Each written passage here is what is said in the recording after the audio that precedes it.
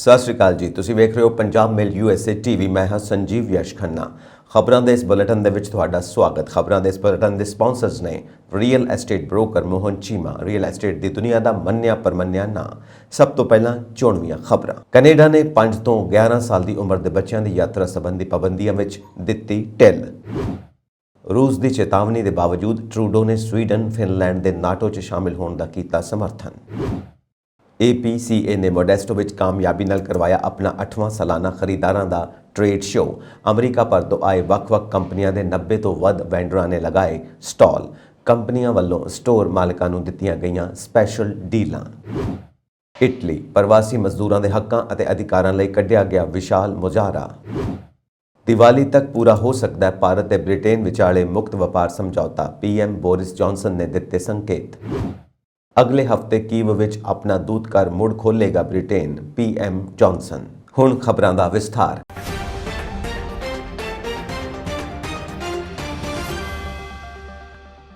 Covid ਰੋਕੂ ਟੀਕੇ ਦੀਆਂ ਦੋਵੇਂ ਖੁਰਾਕਾਂ ਲੈ ਚੁੱਕੇ ਬਾਲਗਾਂ ਨਾਲ ਯਾਤਰਾ ਕਰਨ ਵਾਲੇ 5 ਤੋਂ 11 ਸਾਲ ਦੀ ਉਮਰ ਦੇ ਬੱਚਿਆਂ ਨੂੰ ਸੋਮਵਾਰ ਨੂੰ ਕੈਨੇਡਾ ਵਿੱਚ ਪ੍ਰਵੇਸ਼ ਕਰਨ ਲਈ ਜਾਂਚ ਕਰਵਾਉਣ ਦੀ ਜ਼ਰੂਰਤ ਨਹੀਂ ਹੋਵੇਗੀ। ਸੰਘੀ ਸਰਕਾਰ ਨੇ ਇਹ ਜਾਣਕਾਰੀ ਦਿੱਤੀ। ਸਰਕਾਰ ਨੇ ਹਾਲਾਂਕਿ ਸਪਸ਼ਟ ਕੀਤਾ ਕਿ ਟੀਕੇ ਦੀ ਇੱਕ ਖੁਰਾਕ ਲੈਣ ਵਾਲੇ ਜਾਂ ਖੁਰਾਕ ਲਏ ਬਿਨਾਂ ਦੇਸ਼ ਵਿੱਚ ਪ੍ਰਵੇਸ਼ ਕਰਨ ਵਾਲੇ 12 ਸਾਲ ਤੋਂ ਉੱਪਰ ਦੇ ਯਾਤਰੀਆਂ ਨੂੰ ਕੋਵਿਡ ਜਾਂਚ ਕਰਵਾਉਣ ਦੀ ਜ਼ਰੂਰਤ ਹੋਵੇਗੀ। ਕੈਨੇਡਾ ਵਿੱਚ ਪ੍ਰਵੇਸ਼ ਲਈ ਮੌਜੂਦਾ ਸਮੇਂ ਵਿੱਚ 5 ਸਾਲ ਤੋਂ ਘੱਟ ਉਮਰ ਦੇ ਬੱਚਿਆਂ ਨੂੰ COVID-19 ਜਾਂਚ ਕਰਵਾਉਣ ਦੀ ਜ਼ਰੂਰਤ ਨਹੀਂ ਹੁੰਦੀ। ਕੈਨੇਡਾ ਦੇ ਪ੍ਰਧਾਨ ਮੰਤਰੀ ਜਸਟਿਨ ਟਰੂਡੋ ਨੇ ਵੀਰਵਾਰ ਨੂੰ ਕਿਹਾ ਕਿ ਓਟਾਵਾ ਸਵੀਡਨ ਅਤੇ ਫਿਨਲੈਂਡ ਦੇ ਨਾਟੋ ਵਿੱਚ ਸ਼ਾਮਿਲ ਹੋਣ ਦੇ ਹੱਕ ਵਿੱਚ ਹੈ। ਟਰੂਡੋ ਨੇ ਵੀਰਵਾਰ ਨੂੰ ਓਟਾਵਾ ਵਿੱਚ ਪੱਤਰਕਾਰਾਂ ਨੂੰ ਕਿਹਾ ਕਿ ਸਵੀਡਨ ਅਤੇ ਫਿਨਲੈਂਡ ਨਾਲ ਨਾਟੋ ਵਿੱਚ ਸ਼ਾਮਿਲ ਹੋਣ ਲਈ ਗੱਲਬਾਤ ਚੱਲ ਰਹੀ ਹੈ ਅਤੇ ਕੈਨੇਡਾ ਯਕੀਨੀ ਤੌਰ ਤੇ ਇਸ ਦਾ ਬਹੁਤ ਸਮਰਥਨ ਕਰਦਾ ਹੈ। ਪਿਛਲੇ ਹਫ਼ਤੇ US ਮੀਡੀਆ ਨੇ ਰਿਪੋਰਟ ਦਿੱਤੀ ਸੀ ਕਿ ਫਿਨਲੈਂਡ ਨੇ ਸਵੀਡਨ ਨੂੰ ਨਾਟੋ ਵਿੱਚ ਮੈਂਬਰਸ਼ਿਪ ਲਈ ਸਾਂਝੇ ਤੌਰ ਤੇ ਅਰਜ਼ੀ ਦਾਇਰ ਕਰਨ ਲਈ ਸੱਦਾ ਦਿੱਤਾ ਸੀ। ਇੱਕ ਸੰਸਦ ਮੈਂਬਰ ਨੇ ਵੀਰਵਾਰ ਨੂੰ ਕਿਹਾ ਕਿ ਹੈਲਸਿੰਕੀ ਆਉਣ ਵਾਲੇ ਹਫ਼ਤਿਆਂ ਵਿੱਚ ਮੈਂਬਰਸ਼ਿਪ ਲਈ ਅਰਜ਼ੀਆਂ ਦਾਇਰ ਕਰੇਗਾ। ਬੁੱਧਵਾਰ ਨੂੰ ਰੂਸੀ ਵਿਦੇਸ਼ ਮੰਤਰਾਲੇ ਦੀ ਬਲਾਰਨ ਮਾਰੀਆ ਜ਼ਖਾਰੋਵ ਨੇ ਕਿਹਾ ਕਿ ਰੂਸ ਨੇ ਸਵੀਡਨ ਅਤੇ ਫਿਨਲੈਂਡ ਨੂੰ ਨਾਟੋ ਵਿੱਚ ਸ਼ਾਮਿਲ ਹੋਣ ਦੇ ਨਤੀਜਿਆਂ ਬਾਰੇ ਚੇਤਾਵਨੀ ਦਿੱਤੀ ਹੈ। ਅਮਰੀਕੀ ਰਾਜਾਂ ਦੇ ਸੰਗਠਨ OAS ਨੇ 25 ਤੋਂ 0 ਨਾਲ VOTING ਕਰਕੇ ਸਥਾਈ ਨਿਗਰਾਨ ਵਜੋਂ ਰੂਸ ਦੇ ਰੁਤਬੇ ਨੂੰ ਮੁਅੱਤਲ ਕਰ ਦਿੱਤਾ ਹੈ। OAS ਵਿੱਚ ਸੇਂਟ ਲੂਇਸ ਦੀ ਰਾਜਦੂਤ ਐਲਿਜ਼ਾਬੈਥ ਡੇਰੀਅਸ ਕਲੇਅਰ ਨੇ VOTING ਤੋਂ ਬਾਅਦ ਇਹ ਘੋਸ਼ਣਾ ਕੀਤੀ। ਡੇਰੀਅਸ ਕਲੇਅਰ ਨੇ ਕਿਹਾ ਕਿ ਸਥਾਈ ਕੌਂਸਲ ਇਸ ਦੁਆਰਾ ਅਮਰੀਕੀ ਰਾਜਾਂ ਦੇ ਸੰਗਠਨ ਦੇ ਸਥਾਈ ਨਿਗਰਾਨ ਵਜੋਂ ਰੂਸੀ ਸੰਘ ਦੀ ਸਥਿਤੀ ਨੂੰ ਮੁਅੱਤਲ ਕਰਨ ਦੇ ਪ੍ਰਸਤਾਵ ਨੂੰ ਮਨਜ਼ੂਰੀ ਦਿੰਦੀ ਹੈ।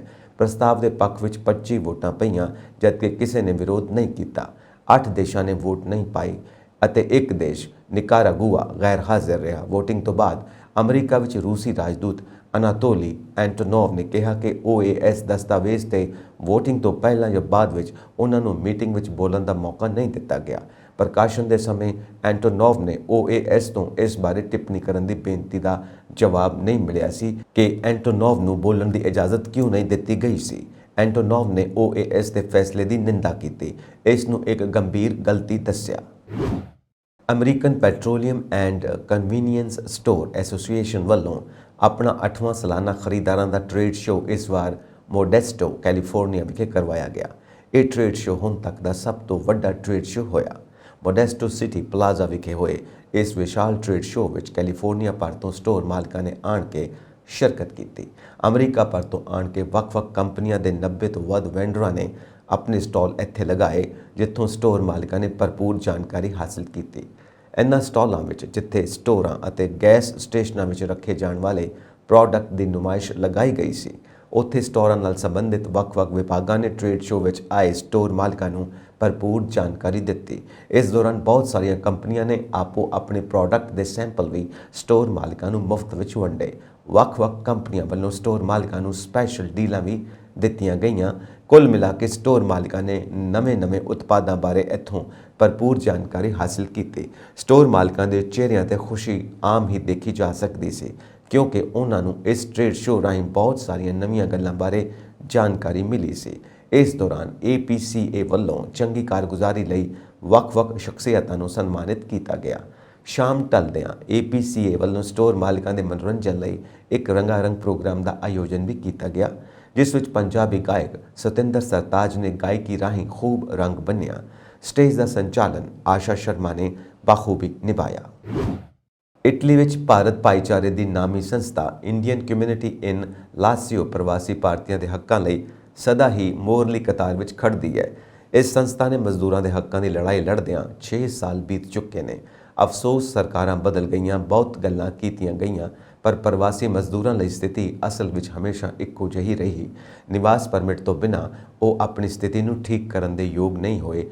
ਜਿਨ੍ਹਾਂ ਨੇ ਆਪਣੇ ਨਿਵਾਸ ਪਰਮਿਟ ਦਾ ਨਵੀਨੀਕਰਨ ਕਰਨਾ ਹੁੰਦਾ ਹੈ, ਉਹਨਾਂ ਨੂੰ ਅਕਸਰ ਬਹੁਤ ਲੰਮਾ ਸਮਾਂ ਉਡੀਕ ਕਰਨ ਲਈ ਮਜਬੂਰ ਕੀਤਾ ਜਾਂਦਾ ਹੈ।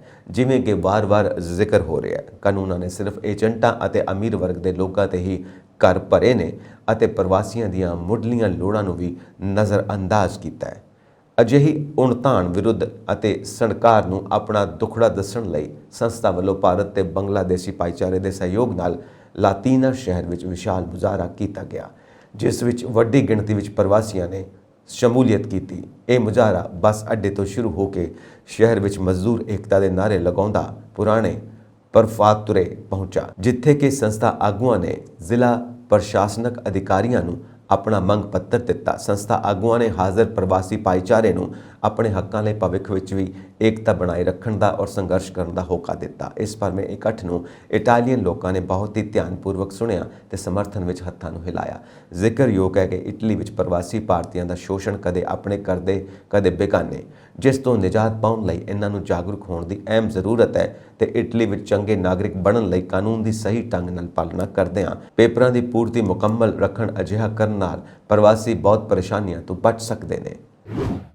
ਪ੍ਰਧਾਨ ਮੰਤਰੀ ਨਰਿੰਦਰ ਮੋਦੀ ਤੇ ਬ੍ਰਿਟੇਨ ਦੇ ਪ੍ਰਧਾਨ ਮੰਤਰੀ ਬੋਰਿਸ ਜੌਨਸਨ ਨੇ ਭਾਰਤ ਬ੍ਰਿਟੇਨ ਮੁਕਤ ਵਪਾਰ ਸਮਝੌਤੇ FTA ਨੂੰ ਲੈ ਕੇ ਦੋਹਾਂ ਪੱਖਾਂ ਦੇ ਵਾਰਤਾਕਾਰਾਂ ਲਈ ਦੀਵਾਲੀ ਤੱਕ ਦੀ ਸੀਮਾ ਤੈਅ ਕਰ ਦਿੱਤੀ ਹੈ। ਦੋਵਾਂ ਨੇਤਾਵਾਂ ਦੀ ਸ਼ੁੱਕਰਵਾਰ ਨੂੰ ਨਵੀਂ ਦਿੱਲੀ ਵਿੱਚ ਹੋਈ ਬੈਠਕ ਵਿੱਚ ਇਹ ਸੀਮਾ ਤੈਅ ਕੀਤੀ ਗਈ।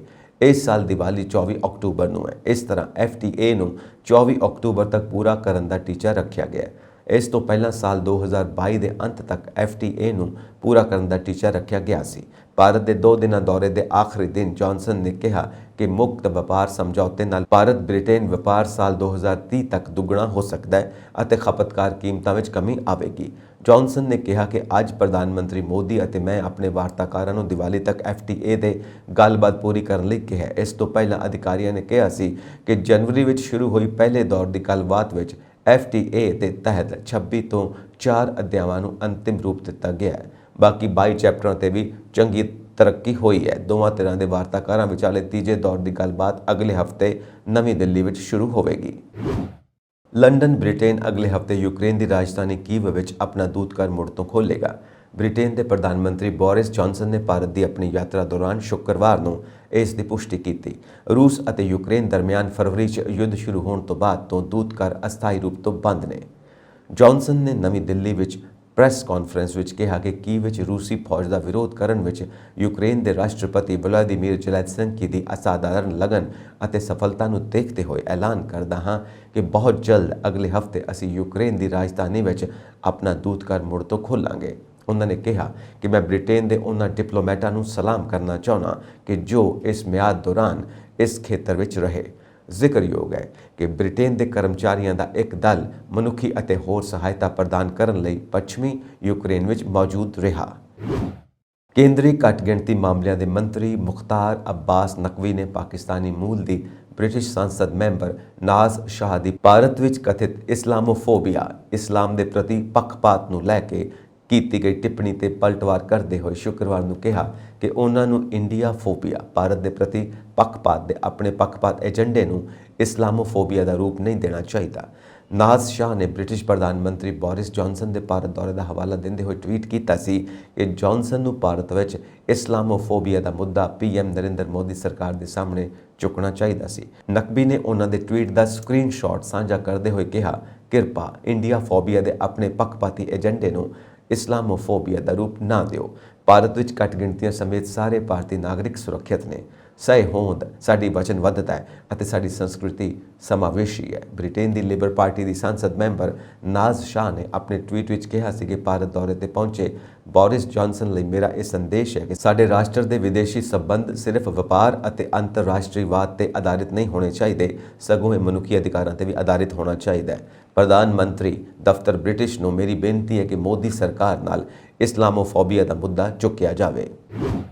ਪੰਜਾਬ ਤੋਂ ਅਸੀਂ ਚੰਗੇ ਭਵਿੱਖ ਲਈ ਅਮਰੀਕਾ ਆਉਂਦੇ ਹਾਂ, ਪਰ ਜਦੋਂ ਇੱਥੇ ਆ ਕੇ ਪਤਾ ਲੱਗਦਾ ਹੈ ਕਿ ਪੰਜਾਬੀ ਮੁੰਡਿਆਂ ਦੀ ਨਸ਼ੇੜੀ ਢਾਣੀ ਬੇਘਰ ਹੋਈ ਫਰੀਜ਼ਨੋ ਸ਼ਹਿਰ ਦੇ ਕਦੇ ਫਲਾਣੇ ਖੂੰਜੇ ਵਿੱਚ ਬੈਠੀ ਹੈ ਤੇ ਕਦੇ ਫਲਾਣੇ ਨੇ ਚੋਰੀ ਕਰ ਲਈ ਹੈ ਤਾਂ ਮਨ ਬਹੁਤ ਦੁਖੀ ਹੁੰਦਾ ਹੈ।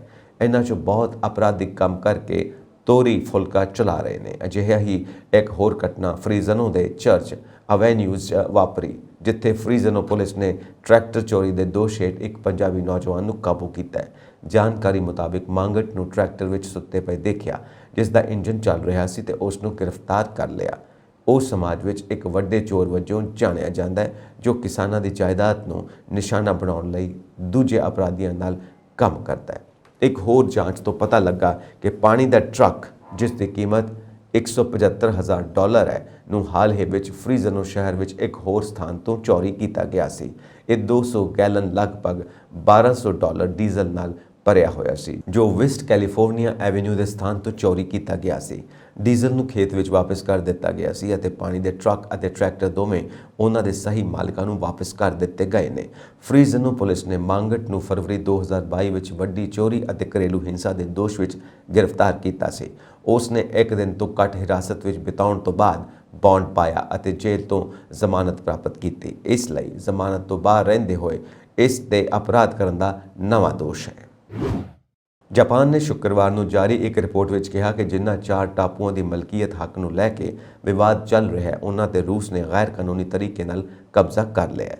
ਨਵੀਂ ਰਿਪੋਰਟ ਵਿੱਚ ਜਾਪਾਨ ਨੇ ਪੁਰਾਣੇ ਕੂਟਨੀਤਿਕ ਰਿਪੋਰਟ ਦੇ ਮੁਕਾਬਲੇ ਜ਼ਿਆਦਾ ਸਖਤ ਸ਼ਬਦਾਂ ਦੀ ਵਰਤੋਂ ਕੀਤੀ ਹੈ, ਜਿਸ ਤੋਂ ਪਤਾ ਚੱਲਦਾ ਹੈ ਕਿ ਯੂਕਰੇਨ ਦੇ ਹਮਲੇ ਤੋਂ ਬਾਅਦ ਜਾਪਾਨ ਅਤੇ ਰੂਸ ਦਰਮਿਆਨ ਸਬੰਧਾਂ ਵਿੱਚ ਹੋਰ ਤਣਾਅ ਆਇਆ ਹੈ।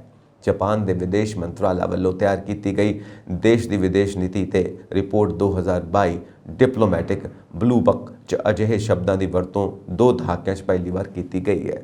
ਕੁਰਲਿਸ, ਜਿਸ ਨੂੰ ਜਾਪਾਨ ਉੱਤਰੀ ਸਰਹੱਦ ਕਹਿੰਦਾ ਹੈ, ਤੇ ਕੰਟਰੋਲ ਵਾਪਸ ਪਾਉਣ ਲਈ ਟੋਕੀਓ ਮਾਸਕੋ ਨਾਲ ਸੰਬੰਧਾਂ ਨੂੰ ਬਿਹਤਰ ਬਣਾਉਣ ਦੀ ਕੋਸ਼ਿਸ਼ ਕਰ ਰਿਹਾ ਹੈ ਅਤੇ ਇਸ ਤੋਂ ਪਹਿਲਾਂ ਦੀ ਰਿਪੋਰਟ ਵਿੱਚ ਉਹ ਹਮੇਸ਼ਾ ਬੇਹੱਦ ਸੰਜਮ ਵਾਲੇ ਸ਼ਬਦਾਂ ਦੀ ਵਰਤੋਂ ਕਰਦਾ ਰਿਹਾ ਹੈ। ਮੰਤਰਾਲਾ ਦੀ ਰਿਪੋਰਟ ਵਿੱਚ ਕਿਹਾ ਗਿਆ ਕਿ ਉੱਤਰੀ ਸਰਹੱਦ ਦੇ ਟਾਪੂ ਸਮੂਹਾਂ ਤੇ ਜਾਪਾਨ ਦੀ ਪ੍ਰਭੂਸੱਤਾ ਅਤੇ ਉਹ ਇਹ ਜਾਪਾਨ ਦਾ ਅਨਿੱਖੜਵਾਂ ਅੰਗ ਹੈ, ਪਰ ਵਰਤਮਾਨ ਵਿੱਚ ਰੂਸ ਨੇ ਉਸ ਤੇ ਗੈਰ ਕਾਨੂੰਨੀ ਤਰੀਕੇ ਨਾਲ ਕਬਜ਼ਾ ਕੀਤਾ ਹੋਇਆ ਹੈ।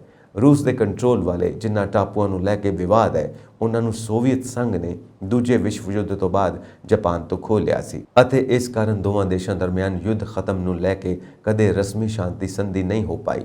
ਜਾਪਾਨ ਦੀ ਇਸ ਕੂਟਨੀਤਿਕ ਰਿਪੋਰਟ ਵਿੱਚ 2003 ਵਿੱਚ ਅੰਤਿਮ ਵਾਰ ਸਖਤ ਸ਼ਬਦਾਂ ਦੀ ਵਰਤੋਂ ਕੀਤੀ ਗਈ ਸੀ, ਪਰ ਉਸ ਤੋਂ ਬਾਅਦ 2021 ਦੀ ਰਿਪੋਰਟ ਤੱਕ ਬੇਹੱਦ ਸੰਜਮੀ ਭਾਸ਼ਾ ਦੀ ਵਰਤੋਂ ਕੀਤੀ ਗਈ ਸੀ ਅਤੇ ਜਾਪਾਨ ਨੇ ਇਸ ਨੂੰ ਜਾਪਾਨ ਅਤੇ ਰੂਸ ਲਈ ਬੇਹੱਦ ਗੰਭੀਰ ਚਿੰਤਾ ਦਾ ਵਿਸ਼ਾ ਦੱਸਿਆ ਸੀ ਅਤੇ ਕਿਹਾ ਸੀ ਕਿ ਇਸ ਤੇ ਜਾਪਾਨ ਦੀ ਪ੍ਰਭੂਸੱਤਾ ਦਾ ਅਧਿਕਾਰ ਹੈ। ਉੱਤਰੀ ਅਫਗਾਨਿਸਤਾਨ ਵਿੱਚ ਸ਼ੁੱਕਰਵਾਰ ਨੂੰ ਇੱਕ ਮਸਜਿਦ ਅਤੇ ਧਾਰਮਿਕ ਸਕੂਲ ਵਿੱਚ ਹੋਏ ਬੰਬ ਧਮਾਕੇ ਵਿੱਚ ਘੱਟੋ-ਘੱਟ 33 ਲੋਕਾਂ ਦੀ ਮੌਤ ਹੋ ਗਈ। ਤਾਲਿਬਾਨ ਦੇ ਇੱਕ ਅਧਿਕਾਰੀ ਨੇ ਇਹ ਜਾਣਕਾਰੀ ਦਿੱਤੀ। ਜ਼ਬੀਹੁੱਲਾ ਮੁਜਾਹਿਦ ਨੇ ਕੁਜੁੰਦ ਸੂਬੇ ਦੇ ਇਮਾਮ ਸਾਹਿਬ ਸ਼ਹਿਰ ਦੇ ਹੋਏ ਬੰਬ ਧਮਾਕਿਆਂ ਦੀ ਖਬਰ ਨੂੰ ਟਵੀਟ ਕਰਦੇ ਹੋਏ ਕਿਹਾ ਕਿ ਇਨ੍ਹਾਂ ਵਿੱਚ 43 ਲੋਕ ਜ਼ਖਮੀ ਹੋਏ ਨੇ, ਜਿਨ੍ਹਾਂ 'ਚ ਕਈ ਵਿਦਿਆਰਥੀ ਸ਼ਾਮਿਲ ਨੇ। ਹਾਲਾਂਕਿ ਇਨ੍ਹਾਂ ਧਮਾਕਿਆਂ ਦੀ ਤੁਰੰਤ ਕਿਸੇ ਨੇ ਜ਼ਿੰਮੇਵਾਰੀ ਨਹੀਂ ਲਈ, ਪਰ ਅਫਗਾਨਿਸਤਾਨ ਵਿੱਚ ਇਸਲਾਮਿਕ ਸਟੇਟ IS ਨਾਲ ਸੰਬੰਧਿਤ ਇੱਕ ਸੰਗਠਨ ਨੇ ਵੀਰਵਾਰ ਨੂੰ ਘੱਟ ਗਿਣਤੀ ਸ਼ੀਆ ਮੁਸਲਮਾਨਾਂ ਨੂੰ ਨਿਸ਼ਾਨਾ ਬਣਾ ਕੇ ਬੰਬ ਧਮਾਕੇ ਕਰਨ ਦਾ ਦਾਅਵਾ ਕੀਤਾ। ਉੱਤਰੀ ਮਜ਼ਾਰ ਸ਼ਰੀਫ ਵਿੱਚ ਸ਼ੀਆ ਮਸਜਿਦ ਵਿੱਚ ਹੋਏ ਧਮਾਕੇ ਵਿੱਚ 12 ਲੋਕ ਮਾਰੇ ਗਏ ਸਨ ਅਤੇ ਕਈ ਜ਼ਖਮੀ ਹੋਏ ਸਨ। ਮੁਜਾਹਿਦ ਨੇ ਟਵੀਟ ਕੀਤਾ ਕਿ ਅਸੀਂ ਇਸ ਅਪਰਾਧ ਦੀ ਨਿੰਦਾ ਕਰਦੇ ਹਾਂ ਅਤੇ ਪੀੜਤਾਂ ਦੇ ਪ੍ਰਤੀ ਡੂੰਘੀ ਸੰਵੇਦਨਾ ਜ਼ਾਹਿਰ ਕਰਦੇ ਹਾਂ।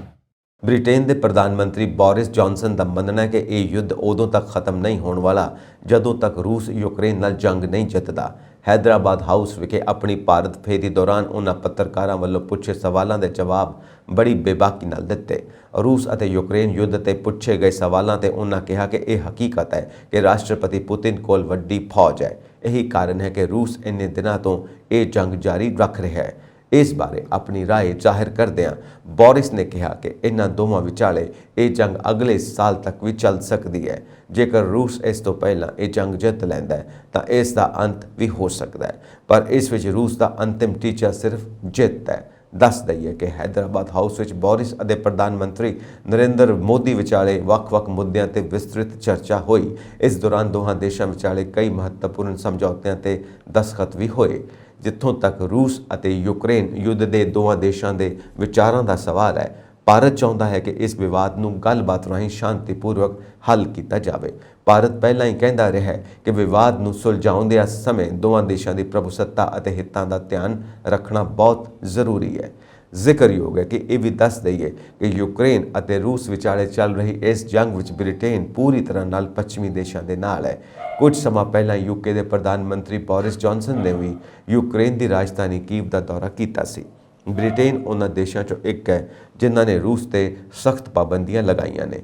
ਬ੍ਰਿਟੇਨ ਨੇ ਰੂਸ ਦੇ ਖਿਲਾਫ ਸੰਯੁਕਤ ਰਾਸ਼ਟਰ ਸੁਰੱਖਿਆ परिषद ਅਤੇ ਸੰਯੁਕਤ ਰਾਸ਼ਟਰ ਮਹਾਸਭਾ ਦੇ ਪ੍ਰਸਤਾਵਾਂ ਵਿੱਚ ਆਪਣਾ ਸਮਰਥਨ ਦਿੱਤਾ ਹੈ। ਭਾਰਤ ਦੀ ਗੱਲ ਕਰੀਏ ਤਾਂ ਇਸ ਨੇ UNSC ਅਤੇ ਸੰਯੁਕਤ ਰਾਸ਼ਟਰ ਮਹਾਸਭਾ ਵਿੱਚ ਲਿਆਂਦੇ ਮਤਿਆਂ ਦੌਰਾਨ ਵੋਟਾਂ 'ਚ ਹਿੱਸਾ ਨਹੀਂ ਲਿਆ। ਭਗਵੰਤ ਮਾਨ ਸਰਕਾਰ ਦੀ ਨਵੀਂ ਮੁਫਤ ਬਿਜਲੀ ਸਕੀਮ ਅਤੇ 600 ਯੂਨਿਟ ਬਿਜਲੀ ਦਾ ਲਾਭ ਲੈਣ ਲਈ ਸੂਬੇ ਦੇ ਲੋਕਾਂ ਨੇ ਆਪਣੇ ਬਿਜਲੀ ਕੁਨੈਕਸ਼ਨ ਦਾ ਲੋਡ ਘਟਾਉਣਾ ਸ਼ੁਰੂ ਕਰ ਦਿੱਤਾ ਹੈ। ਜੁਲਾਈ ਤੋਂ ਸੂਬੇ ਦੇ ਹਰ ਘਰ ਨੂੰ 600 ਯੂਨਿਟ ਮੁਫਤ ਬਿਜਲੀ ਦੇਣ ਦੇ ਐਲਾਨ ਤੋਂ ਬਾਅਦ ਨਵੇਂ ਮੀਟਰਾਂ ਲਈ ਮਾਰਾਮਾਰੀ ਸ਼ੁਰੂ ਹੋ ਗਈ ਹੈ। ਦੱਸ ਦਈਏ ਕਿ ਪੰਜਾਬ ਸਰਕਾਰ ਨੇ 600 ਯੂਨਿਟ ਬਿਜਲੀ ਮੁਫਤ ਦੇਣ ਲਈ ਬਿਜਲੀ ਕੁਨੈਕਸ਼ਨ ਦੇ ਲੋਡ ਦੀ ਸ਼ਰਤ ਰੱਖੀ ਹੈ। ਮੁਫਤ ਬਿਜਲੀ ਦਾ ਲਾਭ ਲੈਣ ਲਈ ਲੋਕ ਗਰਾਊਂਡ ਫਲੋਰ ਤੇ ਪਹਿਲੀ ਮੰਜ਼ਿਲ ਲਈ ਵੱਖਰੇ ਮੀਟਰ ਅਪਲਾਈ ਕਰ ਰਹੇ ਨੇ। ਇੰਨਾ ਹੀ ਨਹੀਂ, ਲੋਡ ਘਟਾਉਣ ਲਈ ਵੀ ਵੱਡੀ ਗਿਣਤੀ ਵਿੱਚ ਅਰਜ਼ੀਆਂ ਆ ਰਹੀਆਂ ਨੇ। ਸਥਿਤੀ ਇਹ ਹੈ ਕਿ ਹੁਣ 3 ਤੋਂ 4 ਕਿਲੋਵਾਟ ਦੇ ਖਪਤਕਾਰ ਵੀ 1 ਜਾਂ 2 ਕਿਲੋਵਾਟ ਦੇ ਨਵੇਂ ਮੀਟਰ ਲਈ ਪਾਵਰਕਾਮ ਦਫ਼ਤਰ ਪਹੁੰਚ ਰਹੇ ਨੇ। ਪਠਾਨਕੋਟ ਵਿੱਚ ਨਵੇਂ ਮੀਟਰਾਂ ਲਈ ਸਭ ਤੋਂ ਵੱਧ 2000 ਅਰਜ਼ੀਆਂ ਪ੍ਰਾਪਤ ਹੋਈਆਂ ਨੇ। ਬਠਿੰਡਾ ਵਿੱਚ ਵੀ ਰੋਜ਼ਾਨਾ 120 ਦੇ ਕਰੀਬ ਅਰਜ਼ੀਆਂ ਆ ਰਹੀਆਂ ਨੇ। ਇਹੀ ਹਾਲ ਹੋਰਨਾਂ ਜ਼ਿਲ੍ਹਿਆਂ ਦਾ ਹੈ ਜਿੱਥੇ ਨਵੇਂ ਮੀਟਰ ਲਈ ਲੋਕਾਂ ਦੀ ਭੀੜ ਦੇਖਣ ਨੂੰ ਮਿਲ ਰਹੀ ਹੈ। ਸ਼ੁੱਕਰਵਾਰ ਨੂੰ ਬਠਿੰਡਾ 'ਚ ਪਾਵਰਕਾਮ ਦੇ ਸੁਵਿਧਾ ਕੇਂਦਰ ਵਿੱਚ ਨਵੇਂ ਮੀਟਰ ਲਈ ਲੋਕਾਂ ਦੀ ਭਾਰੀ ਭੀੜ ਵੇਖਣ ਨੂੰ ਮਿਲੀ। ਜਿੱਥੇ ਪਹਿਲਾਂ ਨਵੇਂ ਮੀਟਰਾਂ ਲਈ ਰੋਜ਼ਾਨਾ 75 ਦੇ ਕਰੀਬ ਅਰਜ਼ੀਆਂ ਆਉਂਦੀਆਂ ਸਨ, ਉੱਥੇ ਹੁਣ ਇਹਨਾਂ ਦੀ ਗਿਣਤੀ ਰੋਜ਼ਾਨਾ 120 ਤੱਕ ਪਹੁੰਚ ਗਈ ਹੈ।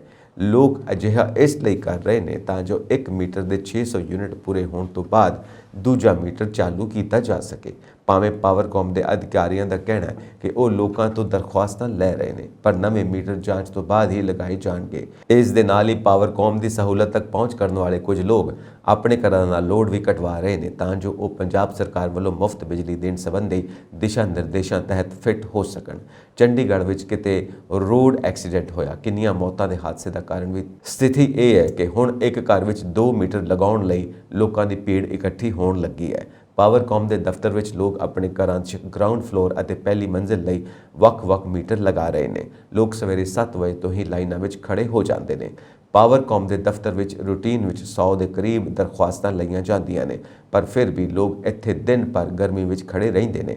ਉਹਨਾਂ ਦਾ ਇੱਕੋ ਇੱਕ ਮਕਸਦ ਹੈ ਕਿ ਉਹਨਾਂ ਨੂੰ ਕਿਸੇ ਨਾ ਕਿਸੇ ਰੂਪ ਵਿੱਚ ਮੁਫਤ ਬਿਜਲੀ ਦਾ ਲਾਭ ਮਿਲ ਜਾਵੇ। ਪਠਾਨਕੋਟ ਵਿੱਚ 3 ਜਾਂ 4 ਕਿਲੋਵਾਟ ਵਾਲੇ ਕੁਨੈਕਸ਼ਨ ਰੱਖਣ ਵਾਲੇ ਖਪਤਕਾਰ ਵੀ ਨਵੇਂ ਮੀਟਰਾਂ ਲਈ ਅਪਲਾਈ ਕਰ ਰਹੇ ਨੇ। ਪਿਛਲੇ ਇੱਕ ਹਫ਼ਤੇ ਵਿੱਚ 2000 ਖਪਤਕਾਰਾਂ ਨੇ ਨਵੇਂ ਮੀਟਰਾਂ ਲਈ ਅਪਲਾਈ ਕੀਤਾ ਹੈ। ਇਹਨਾਂ ਵਿੱਚ ਘਰ 'ਚ ਦੂਜਾ ਮੀਟਰ ਲਗਾਉਣ ਲਈ ਅਰਜ਼ੀਆਂ ਸ਼ਾਮਿਲ ਨੇ। ਬੇਸ਼ੱਕ ਲੋਕ 2-2 ਮੀਟਰਾਂ ਲਈ ਅਰਜ਼ੀ ਦੇ ਰਹੇ ਨੇ, ਪਰ ਮੀਟਰ ਲਗਾਉਣ ਤੋਂ ਪਹਿਲਾਂ ਪੂਰੀ ਜਾਂਚ ਕੀਤੀ ਜਾਵੇਗੀ। ਘਰ ਦੇ ਉੱਪਰਲੇ ਹਿੱਸੇ ਵਿੱਚ ਰਸੋਈ ਆਦਿ ਮੁਕੰਮਲ ਹੋਣ ਤੇ ਹੀ ਨਵਾਂ ਮੀਟਰ ਲਗਾਇਆ ਜਾਵੇਗਾ।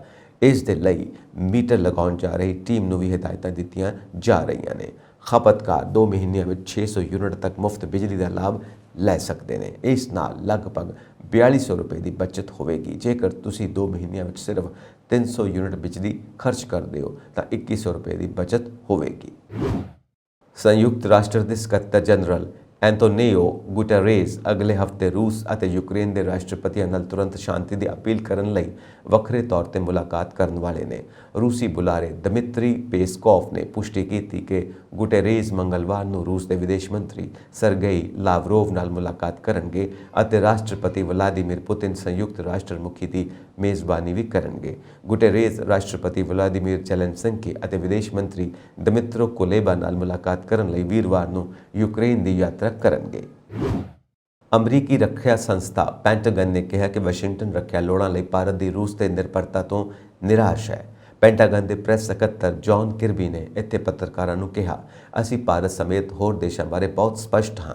ਅਸੀਂ ਨਹੀਂ ਚਾਹੁੰਦੇ ਕਿ ਇਹ ਦੇਸ਼ ਰੱਖਿਆ ਲੋੜਾਂ ਲਈ ਰੂਸ ਤੇ ਨਿਰਭਰ ਰਹਿਣ। ਅਸੀਂ ਇਸ ਦਾ ਦਿਲੋਂ ਵਿਰੋਧ ਕਰਦੇ ਹਾਂ। ਇਹ ਸਨ ਅੱਜ ਦੀਆਂ ਕੁਝ ਮੁੱਖ ਖਬਰਾਂ। ਹੋਰ ਅਪਡੇਟਸ ਦੇ ਲਈ ਜੁੜੇ ਰਹੋ ਪੰਜਾਬ ਮੇਲ USA TV ਦੇ ਨਾਲ। ਸਤਿ ਸ੍ਰੀ ਅਕਾਲ।